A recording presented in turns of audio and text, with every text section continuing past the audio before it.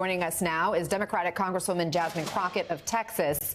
Good to see you this morning. First, Congresswoman, your reaction to President Obama's endorsement. Just how significant is that?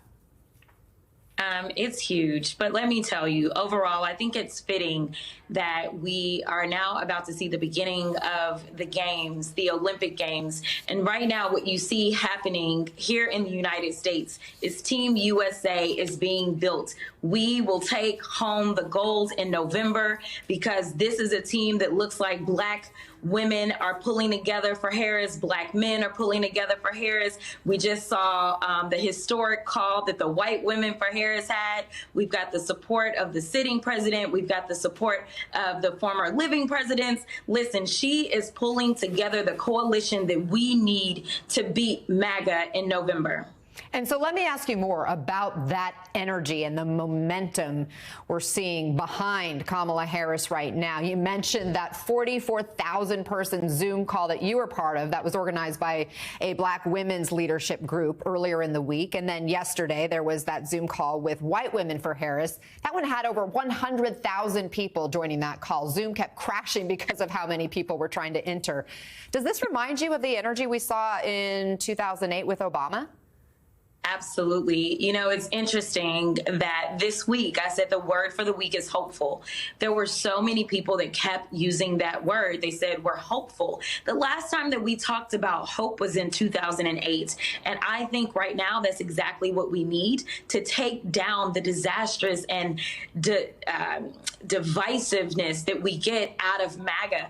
And so hope will win the day over hate every single time. When it comes to Trump's VP pick, J.D. Vance, more of his old comments are going viral on the internet. Take a listen to this one. You should have more of an ability to speak your voice in our democratic republic than people who don't have kids. Let's face the consequences and the reality. If you don't have as much of an investment in the future of this country, maybe you shouldn't get nearly the same voice. So that was in 2021, and that's on top of those childless cat ladies comments that have gotten quite a bit of criticism so far. What's your message to voters, women in particular, who are looking at these comments and they may be still trying to decide between Donald Trump and Kamala Harris?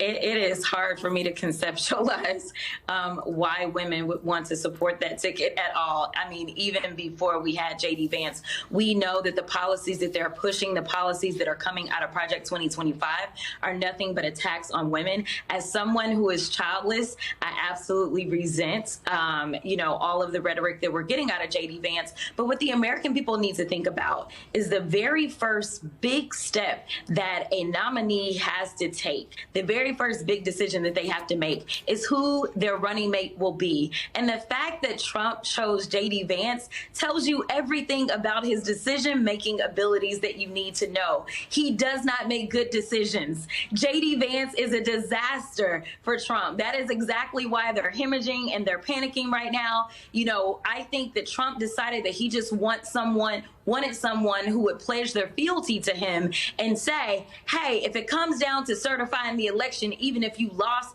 I'm going to do what Mike Pence didn't do, which is why I have to give Mike Pence credit, because when it came down to preserving who we are as Americans, it didn't become partisan. He absolutely put the United States over policies and rhetoric. It sounds like you got to go. You got company. Thank you so much, Congresswoman Jasmine Crockett, for joining us this morning.